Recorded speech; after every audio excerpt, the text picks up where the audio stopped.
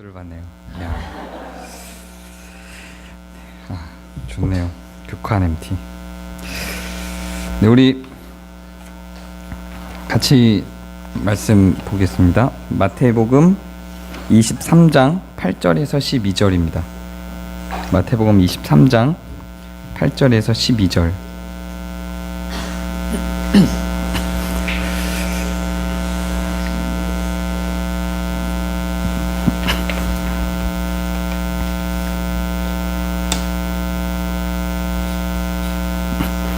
우리 교독하시겠습니다. 제가 8절 읽고 여러분 9절 읽고 이렇게 할게요. 그러나 너희는 랍비라 칭함을 받지 말라. 너희 선생은 하나요? 너희는 다 형제니라.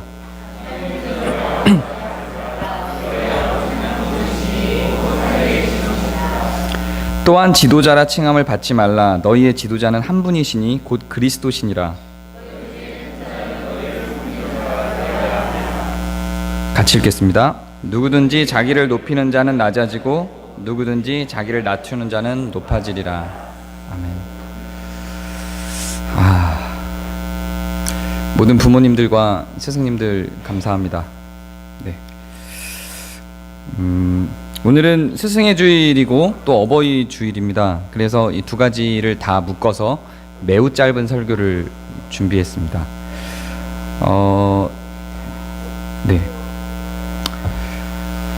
오늘 우리가 읽은 본문을 초반에 보면 랍비라 칭함을 받지 말라. 너희 선생은 하나요? 너희는 다 형제니라. 그렇게 이야기를 합니다.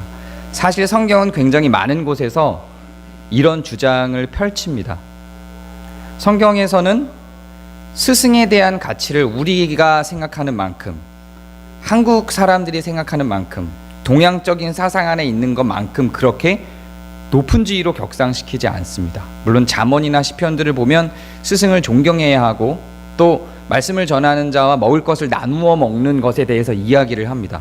그러나 과도하게 우리가 생각하는 걸 떨쳐버리고 그 성경이 갖고 있는 본문만 생각을 해보면 먹을 것을 나눠 먹는 정도입니다. 그 이상의 어떤 동양적 사상이나 한국적 가치 가운데에서 스승에 대해서 부여하고 있는 만큼 그렇게 사실은 대단한 가치를 부여하고 있지 않습니다. 스승의 날인데 선생님들을 좀 높여드려야 되는데 죄송하지만 사실입니다. 그래서 유대의 그런 어떤 그 서구 사회에서의 교육 혹은 서구 사회에서의 선생님에 대한 가치보다도 이스라엘이 갖고 있는, 유대가 갖고 있는 스승에 대한 가치는 사실 그렇게 권위적으로 높지는 않습니다. 권위적으로는 높지는 않지만 인생에 굉장히 긴밀한 관계를 형성하게는 합니다. 이건 굉장히 다른 문제입니다. 우리는 인생에 스승이 끼치는 영향이 크다는 걸 알기 때문에 그 스승에 대한 권위를 굉장히 많이 부여합니다. 그러나 성경이 말하고 있는 혹은 이스라엘에서 이야기하고 있는 스승에 대한 권위는 사실 그렇게 높지 않습니다. 우리가 알고 있는 이스라엘의 교육법 중에 하브루타 교육법이라는 게 있습니다. 다 알고 계시죠? 이런 거예요. 1대1 혹은 1대2로 그냥 난상 토론을 벌이는 겁니다. 질문을 계속 주고받는 거예요. 그리고 자기 생각을 어떤 한 주제나 한 책에 대해서 여과 없이 계속해서 끊임없이 내뱉는 겁니다. 앞에 스승은 있으나 스승의 의견에 구애받지 않습니다. 자기 의견을 막 말하는 겁니다. 스승도 제자라고 불려지는 학생의 의견을 제한하지 않습니다. 자기 의견을 이야기할 뿐입니다. 제자는 스승의 의견을 거스를 수 있습니다. 이런 조건에서 오는 대화 방식, 대화 교육법이 바로 하브루타죠. 근데 이스라엘의 교육법에는 이 하브루트만 있는 것이 아닙니다. 하브루타 말고도 역사적 관점으로 주입식으로 가르치는 교육법도 있습니다. 마타흐라고 하는 교육법이 있습니다. 시간이라는 의미입니다. 사회학적 관점에서 토론식 변증을 배우는 레케스라는 교육법이 있고요. 주체성이나 사회화를 배우는 메게넷이라고 하는 교육법이 있습니다. 이런 다양한 이스라엘의 교육법들이 있는데 이런 교육법들이 전부 다 하브루타와 같은 정신에서 출발을 합니다. 이 교육법의 목표는 학생이 스승을 추월하는 겁니다. 우리나라에도 청추월함이라는 말이 있죠. 그런데 그것이 이스라엘 교육법의 핵심 가치입니다. 혹은 추월하도록만 하는 것이 아니라 동등한 입장에서 가르치도록 합니다. 이스라엘의 교육법은 내가 알고 있는 것을 전달해서 네가 이걸 들어야 돼, 내 지식을 네가 받아들여야 돼 라는 의식으로 시작하지 않습니다. 한국이나 동양식 혹은 서구식에서의 교육법은 이러죠. 내 지식을 네가 일단 받아들이고 다 익힌 다음에 그 다음에 네가 추월할지 말지를 결정해. 이렇게 그 다음에 네가 다른 의견을 받아들일지 말지를 결정해. 일단 너는 배우는 입장이니 내 의견을 받아들여, 이 지식을 배워 라고 말하는 게 일반적인 교육이죠. 그리고 추월해도 괜찮아, 다 받아들인 다음엔 추월해도 괜찮아 정도만 해도 굉장히 수준 있는 교육입니다. 그런데 이스라엘 교육법은 혹은 성경에 제시하고 있는 교육법들은 이러하지도 않습니다. 이렇게도 안 하고 같이 계속해서 논증을 하면서 배워나가는 방식으로 교육을 합니다. 선생이 갖고 있는 지식을 학생이 선택적으로 찾아오게 하는 겁니다.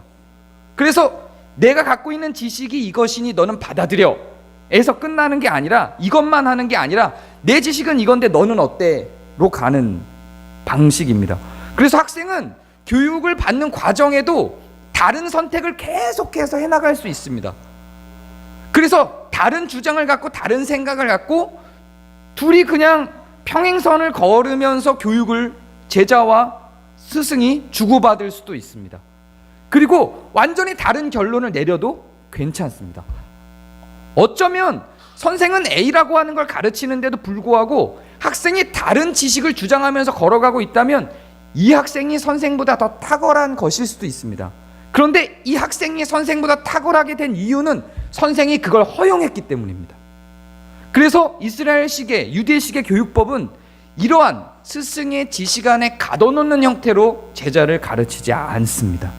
성경 여러 군데에서 이러한 현상들이 발견이 됩니다.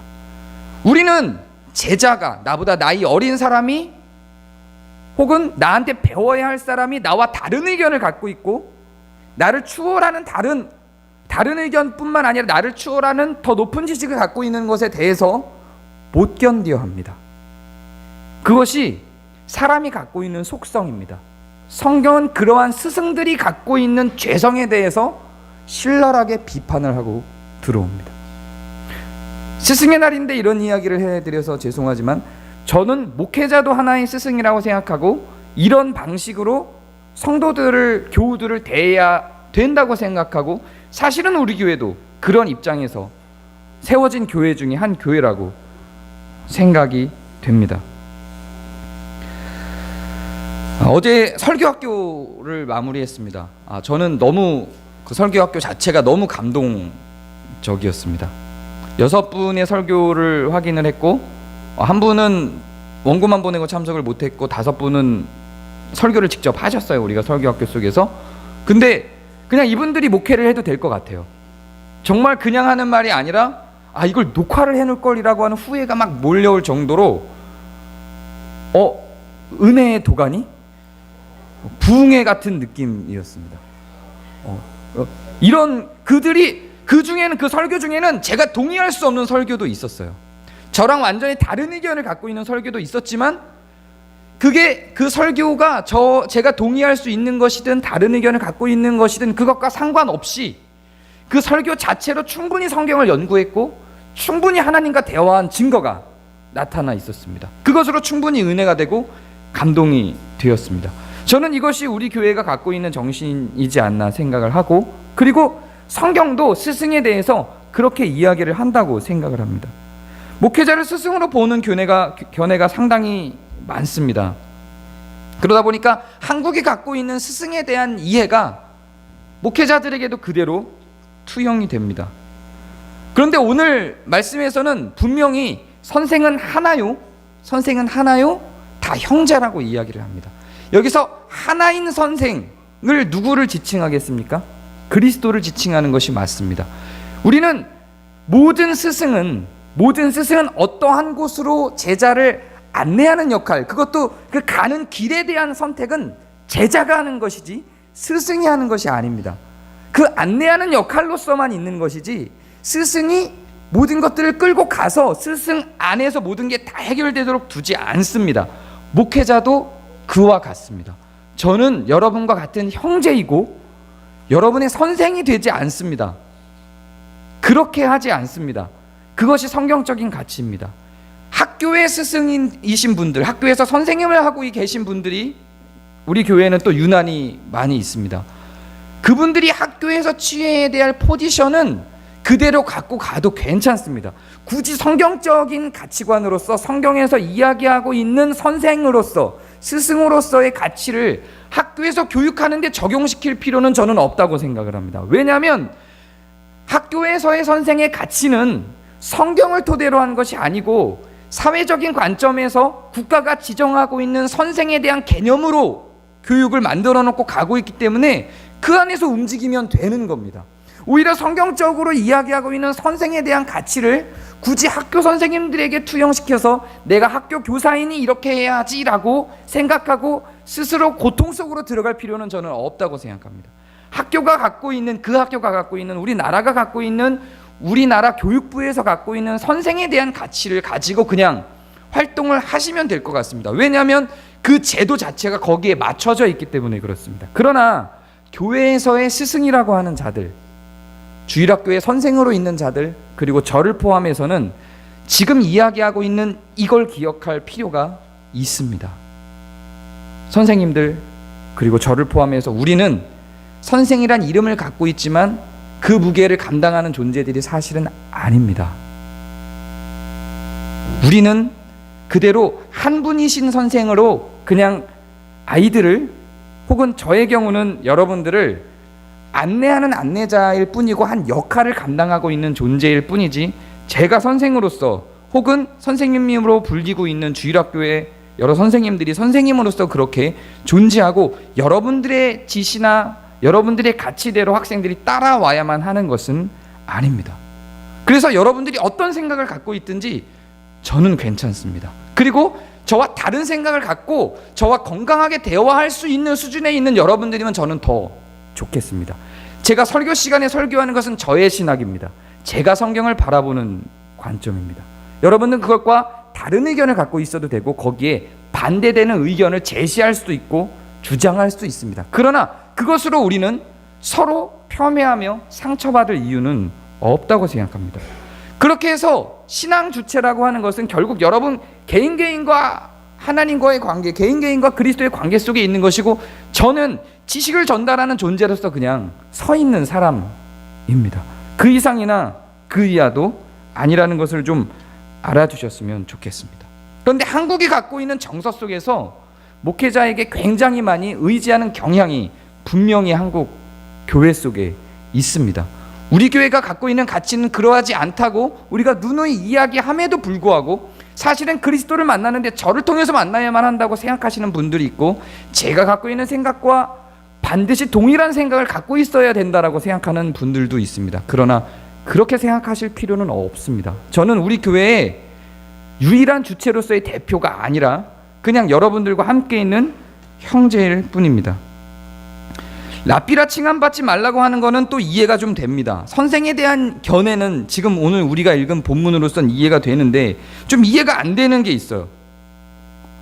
그 다음 절을 읽어보면 땅에 있는 자를 아버지라 하지 말라, 너희 아버지는 한 분이시니 곧 하늘에 계신 아버지시라, 이렇게 이야기를 합니다. 그러면 내 육체로서의 아버지를 부정하란 이야기인가? 이렇게 이해가 되죠. 여기에 대한 두 가지 해석을 알려드리면, 굉장히 많은 해석에는 사실은 성경에 나와 있지 않은 해석을 적용합니다. 근데 이게 주된 해석이에요. 당시의 유대에서는 랍비라고 칭함을 받는, 선생이라고 칭함을 받는 사람들이 본인들을 아버지로 부르게 했습니다. 그래서 선생님을 랍비라고만 하지 않고 아버지라고 부르기도 했습니다. 특히 제사장격에 있는 사람들을 그렇게 부르기도 했습니다. 그리고 이 이야기를, 이 설교 본문을 듣고 있는 대상이 누구냐면 바리새인들에게 하고 있는 말들입니다. 그렇기 때문에 바리새인들을 향하여서 이야기하고 있는 것이고, 자기 스스로를 아버지로 부르게 만드는 것에 대한 이야기다라고 하는 게 가장 많은 주류의 그런 정석, 제대로 된 인증된 해석입니다. 근데 저는 좀 불만은 있어요. 성경을 성경으로만 해석하는 것이 좋다라고 하는 칼빈의 원리는 저를 따르고 있고, 그런 측면에서 볼 때 이거는 이 배경 지식을 알지 못하면 해석을 할 수 없는 거잖아요. 사실임에도 불구하고. 그래서 조금 불만이 있고 저는 이 문장 자체로서도 사실은 의미가 있다 생각을 합니다. 물론 그 전통적인 해석이라고 제가 소개한 것에 제가 반대하는 게 아니라 충분히 동의를 하지만 이 문장 자체로도 저는 의미가 있다라고 생각을 합니다. 다른 성경들을 보면 부모에 대한 내용에 대해서도 아까 스승에 대해서 적용한 것과 같은 그런 적용이 사실은 있습니다. 우리는 자녀를 사회 속으로, 세상 속으로, 혹은 어떤 진리 속으로, 혹은 하나님께로 안내하는 역할로서의 어떤 일정 수준까지 맡은 역할을 감당합니다. 자녀에게 내 꿈을 투영시키고 내 관리와 내 지식과 내 가치 안에서 반드시 있어야 된다라고 주장하는 것은 사실은 성경적인 교육과는, 성경적인 부모과는 아닙니다. 그 아이는 그 아이 자체로 분명히 독립적으로 서는 주체로서 우리는 인정할 줄 알아야 합니다. 나와 같은 존재로서가 아니라, 내 말을 온전히 순종하는 존재로서가 아니라, 그가 선택적으로 따라올 수 있는 존재로서, 혹은 선택적으로 다른 길을 선택할 수 있는 존재로서, 그러나 의로운 존재로서 만들어가게 만들어주는 것이 부모입니다. 그가 충분히 의로운 존재로 자라가고 있다면 내가 원하지 않는 방향으로 간다 할지라도 존중해줘야 한다는 의미에서 저는 이것이 맞다고 생각하고, 내 자녀도 하나님과 같은 인격을, 하나님과 1대1의 인격적 만남을 형성하고 있는 주체로서 우리는 바라볼 줄도 알아야 된다고 생각을 합니다. 그러나 이것이 교육이 무의미하다, 교육이 필요 없다, 아이에게 모든 걸 맡겨야 한다라고 생각하는 것과는 또 다릅니다. 제가 2017년도에 처음 왔을 때 사실은 이런 주장을 종종 들었습니다. 아이들은 아이들의 선택을 존중해야 하며 아이들은 아이들로서 신앙을 존중해야 하기 때문에 신앙교육이 우리에게 부과된 의무이거나 책임은 아니다. 불가피하다면 주일학교가 없어져도 된다라는 주장도 있었죠. 제가 우리 교회에 와서 유일하게 강력하게 반대했던 주장이 이거 하나입니다. 다른 건 제가 뭐 그렇게 제안은 하지만 거절되면 거절되는 거고 하는 식의 자세를 취했으나 이 부분은 제가 끝까지 고수를 했죠. 이거는 뭐와 같냐면, 얘는 주체로서 인정을 해야 되기 때문에 먹고 사는 거 네가 알아서 해, 이렇게 안 하잖아요. 얘가 먹고 사는 능력이 생길 때까지 먹을 것을 챙겨주지요. 입을 것을 자기가 스스로 알아서 입을 수 있을 때까지 입을 걸 챙겨주지요. 신앙이나 사회를 적응하는 방식, 이 아이가 주체적으로 성장하는 과정에 대해서도 마찬가지입니다. 우리는 일정 수준 얘가 자기 스스로의 판단 가운데서 하나님을 만날 수 있는 수준까지는 신앙교육을 시켜야 하는 겁니다. 자기가 사회화가 되어서 사회 속에서 사회적인 선택을 할 수 있는 주체로 성장할 때까지는 부모가 사회적인 훈련을, 사회화 훈련을 시키는 것이 맞는 겁니다. 그것까지도 너의 선택이야, 그의 선택이기 때문에 내가 내 것을 이 아이한테 주장할 수 없으니까 네가 알아서 잘하라고 하는 것은, 이건 무모한 선택이에요. 책임을 회피하는 겁니다. 그 나이를 어느 때로 설정할 것이냐, 이 아이가 주체적으로 서는 나이가 언제냐라고 하는 논쟁은 아이마다 다를 것 같아요. 누군가는 30살까지일 수도 있고 누군가는 이미 14살 때 끝날 수도 있겠죠. 그러나 분명한 것은 그것을 선택할 수 없는 너무 여린 나이가 있잖아요. 5살, 6살, 7살, 8살이 있잖아요. 얘한테 너희 신앙을 네가 선택해 라고 하는 건 너무 무모한 교육이라고 생각을 합니다. 충분히 그러한 연령대에 있는 아이들에게는 저는 교육을 시키고 부모의 가치와 부모의 생각들을 설명해 줄 필요는 있다고 생각합니다. 그러나 교육적인 방법에 있어서 그 아이의 의사를 물어보고 그가 주체적으로 선택하게 만드는 교육적인 방법은 있어야 되겠지만, 그러나 분명한 것은 그때까지는, 교육을 받을 수 있는 아이로 주체적으로 자라날 때까지는 부모의 책임을 교육적인 측면에서도 다하는 것이 맞다고 생각합니다. 우리는 스승과 부모로서 굉장히 억압하기 쉬운 위치에 서게 됩니다. 반대로 그것을 그냥 방관하면 스승과 부모가 필요한 사람이 스승과 부모를 놓쳐서 갖게 되는 불합리함도 그 인생 속에 나쁜 영향을 끼치게 됩니다. 그래서 억압과 양육 혹은 교육이라고 하는 이 양쪽 긴장 사이에서 우리는 성경적 방식과 하나님과 그리스도의 선택을 유심히 배울 필요가 있다고 생각합니다. 정의를 실현하고 율법을 가르칠 뿐만 아니라 또한 사랑을 베풀어 행하신 하나님의 선택과 결정, 그리스도의 행함들을 우리는 충분히 배우고 부모로서, 스승으로서 어떻게 걸어가야 될지에 대해서 오늘 본문이 이야기하고 있는 것처럼 한 분 된 스승과 한 분 된 아버지로서 그분의 선택들이 어떠했는지를 우리가 배우고 적용하고 따를 필요가 신앙인에게는 있다고 생각합니다. 그래서 하나님께서 우리를 어떻게 대하셨는가를 생각하며 제자를 혹은 자녀를 대하는 우리들이 되기를 바랍니다.